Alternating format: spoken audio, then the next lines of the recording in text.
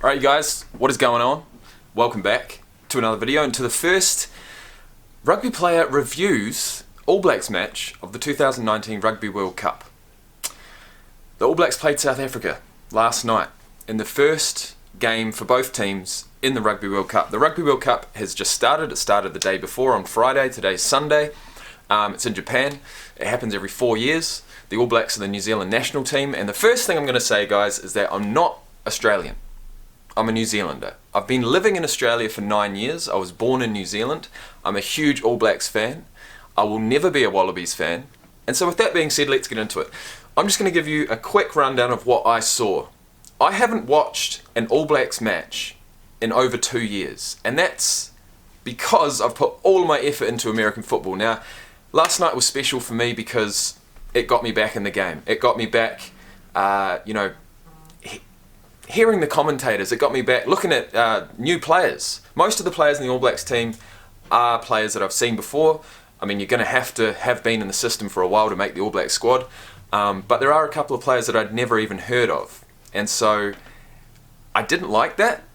But of course, by the end of this tournament, I'm going to know all the players and I'm going to be well up with the play. So I'm just going to give you some thoughts of what I saw. So first things first, the first thing that came to mind was the Haka. And, every single time I watch the Haka, it doesn't matter how old.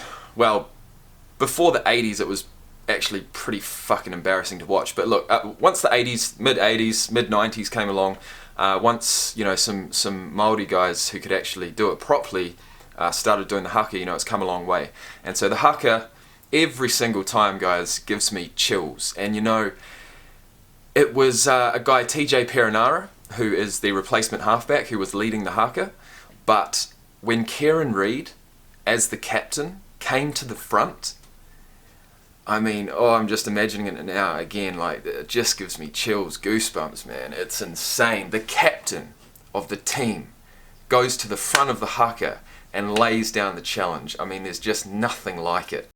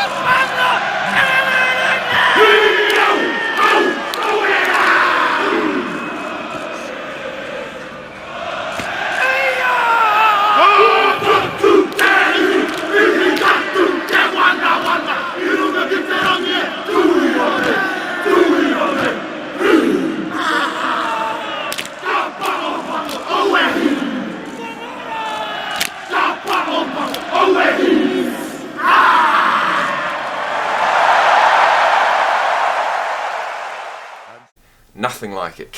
Richie McCaw used to be doing it, and now it's Kieran Reid. So look, that was my first thought. Second thought was about 20 minutes in, I thought, holy shit, I forgot how hard and how tough the South Africans are. The South African forwards especially. They are built like solid brick shithouses. They are like balls of muscle. They just don't move. You've got the forwards coming in like that over a ruck. The South Africans just don't move. And I thought, fuck, we're going to really have a game on our hands here. And I honestly thought that our forwards were going to be out-strengthed, basically. Is that a word? I'm not sure. What I saw happen by the end of the game, and what reminded me of what rugby is about, it's not about what you can produce in those first 20 minutes. It's about how long you can sustain that speed and that strength and that stamina. And I saw that the All Blacks maintain their stamina and their strength further than the South Africans. So I actually saw like a seesaw of a game, and that's what rugby is, man. Rugby is a war. Rugby is an 80-minute war. It does not stop, and I fucking love it. So that was my second thought. South African forwards had it over us in the first 20 minutes or so, then we started coming back. Okay, third thought. Ardie Savea, number 6 for New Zealand. Julian Savea's brother. Julian Savea, the bus, came into the All Blacks squad, I don't know, probably like, was it 6 years ago or something now? He's since left, decided to go and play his rugby over in Toulon. I'm not sure why, to be honest. He was still in the absolute prime of his career, but his brother, his younger brother, Ardie Savea, is now in the team, and he is, you know, we're lucky to have him. He is an amazing player. He's like, he's a hybrid between a back and a forward. He impressed the hell out of me last night, and that's one of the first games I've ever seen him play. And I apologise, Ardie Savea. I fucking apologise, but you're the man.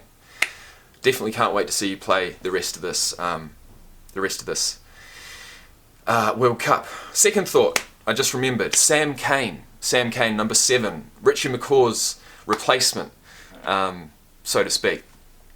I felt sick to my stomach at one point because he has had head injuries, he's had concussion issues in the past, and I saw him take a real hard knock to the head, and he was taken off the field briefly, but he came back on, and I saw that and I thought, that is not right. That should not be happening. Sam Cane needs to stay off the field. I know it's the opening match of the World Cup. I know how important he is to the team, but it made me really, really uneasy to see him come back on the field so soon. I don't know what is going to happen now, but they really need to take care of him. And you know, concussions, head knocks over and over again can take a player out of the game for good. So look, just take care of that guy. He is the next Richie McCaw. We can't be, you know, Richie McCaw had his concussion issues as well, and it's because they're flankers, man. These guys are going in hard against these South Africans. Are you fucking kidding me? There's going to be some head injuries. There's going to be concussions all over the field, and you wouldn't even know because the player just gets up and shakes it off. But I saw that one, and I really thought that's no good. What else have I got? Sevu Reece. First time I've seen him play in All Blacks colours. I knew he played for the Crusaders, which is my home team. Sevu Reece, I would have to say, is the closest in playing style that I've ever seen to Joe the Rocket Man Rokethoko. Rokethoko has retired from international rugby. He was basically the next Jonah Lomu. He came into the team and he wasn't as built as Jonah Lomu, but he scored as many tries as Jonah Lomu. And he held down that right wing spot on the All Blacks squad for a good, it felt like 10 years. So he's gone on to other bigger and better things. Well, actually he retired from the All Blacks, but he went over and played in Europe, which a lot of the ex-All Blacks do. But this guy Sevu Reece, number 14, he runs exactly like Joe Rokethoko. I saw a goose step last night from a cross kick from Richie Mo'unga, who's another player that I haven't really seen play, although he played pretty well.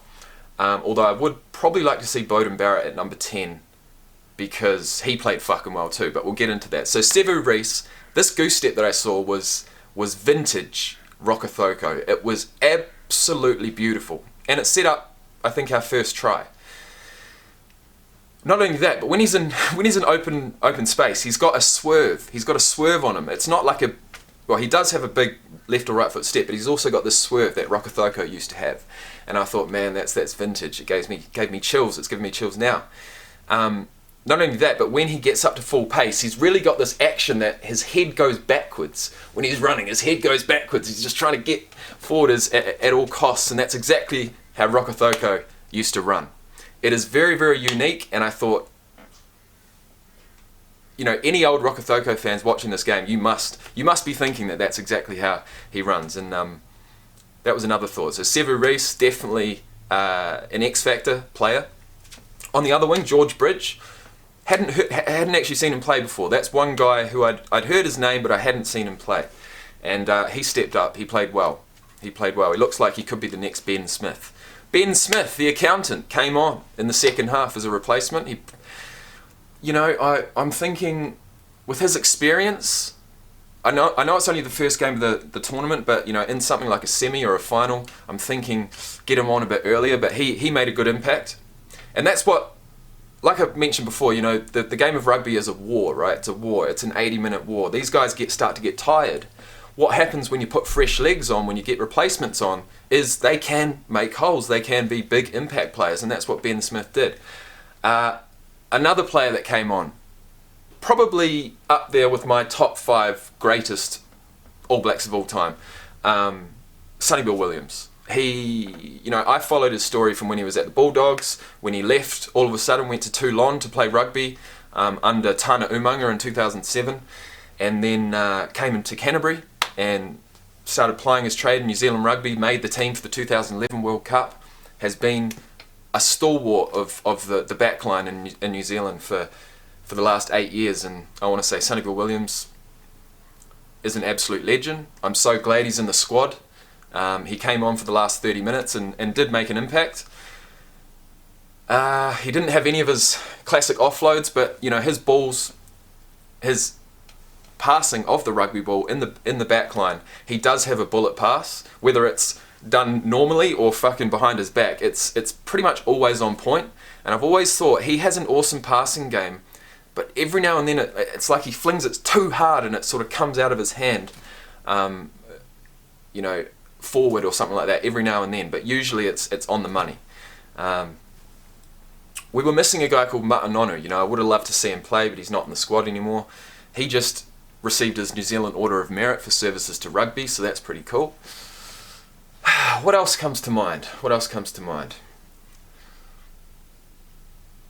Let me think. Ardie Savea, killer. Sevu Reece, fucking killer. Beauden Barrett, as always, he was the man of the match. I've got no qualms about that. Beauden Barrett is... I used to say he was the fastest guy on the field. I don't know. If you put him against, even Ardie Savea, he seems to be pretty damn quick. He's got a nice step. There was just one run where Ardie Savea had the ball. He had a guy on him who's most probably heavier than him, and he was just fucking charging up the field. His feet just don't stop. Ardie Savea's feet do not stop. He's hard to handle. And against some of these lesser oppositions that we're going to come up against, these guys are going to ball out, and I can't wait. I think our next match is against Canada. And so, I've been looking at a lot of NFL lately. And so against Canada is going to be a great match because the Canadians know all about NFL and they know all about rugby. It's kind of like, they're kind of probably the closest to New Zealand and Australia as far as their cross-playing, cross-knowledge from rugby and the NFL. So, I don't want to be rambling too much. I'm just trying to, I'm pretty fucking passionate about this team. I'm passionate about the World Cup. I'm using the World Cup as my time to get back into rugby full on and start following the All Blacks because, man, I felt so proud last night when we won. It was pretty damn close. It was 13-17 at one point. South Africa, as they have done in previous World Cups, hit a nice drop goal. Got it from 17-10 up to 17-13. And then we were able to close out the game. Richie Mo'unga played well. I want to see him continue this form into the next few games and work on his playmaking, work on those combinations. I want to see a few players rotated just to see what we've got against these lesser oppositions. But what you guys have got to understand, man, this was the first game for us and the most important game. It felt like a final. It really did. And it's the first game.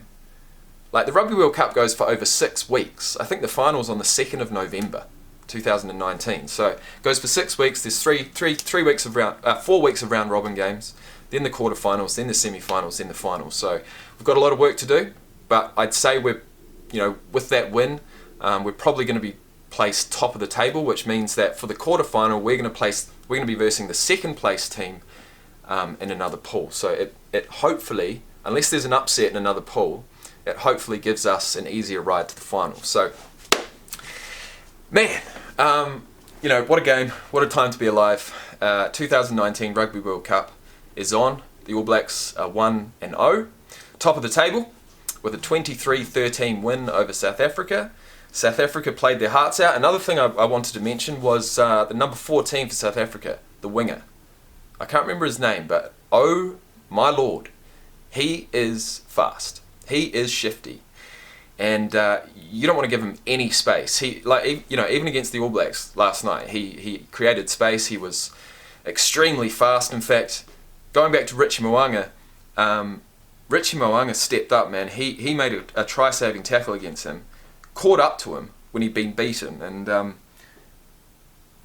I don't know how he did it, to be honest, but that was an amazing cover tackle. That number 14, definitely watch out for him. He did get slightly injured, his ankle last night, which I felt bad about.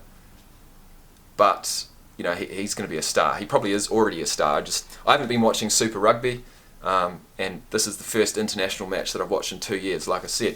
But what a match to start with. So, one other thing that just reminded me, when I thought about that number 14 and his play and Sevu Reece, man, South Africa were putting so much pressure on us in that first half. We were just having to fling the ball around like we were playing sevens just to keep it alive. But we did it so well. Man, some of these massive balls, like 30-metre balls across the field, just to keep the ball alive.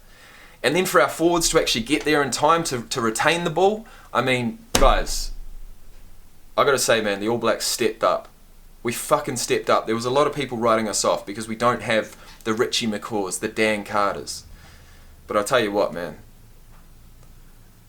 As soon as I saw Kieran Reid come to the front of that scrum, the front of that Haka at the start, I was like, you got some pressure on you, mate. You got some big pressure on you.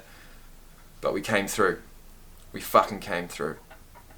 So, boys, I want to say good win. I want to say, once and for all, I am a New Zealander, a proud, proud New Zealander, and I can't wait for the second match against Canada next week. So you can expect to hear a bit of a recap from me after each game. I may do reactions to it, but last night I was going to do a live stream, but I enjoyed just watching it at home with my mum and my sister, and it just reminded me of being a kid, you know what I mean? Watching the All Blacks in a great game against South Africa. So, truth be told, South Africa and New Zealand could meet again in the final. And I wouldn't be surprised if that happens. But we've got other powerhouses like England, Ireland, Wales, you can never count them out. France is our bogey team for the World Cup.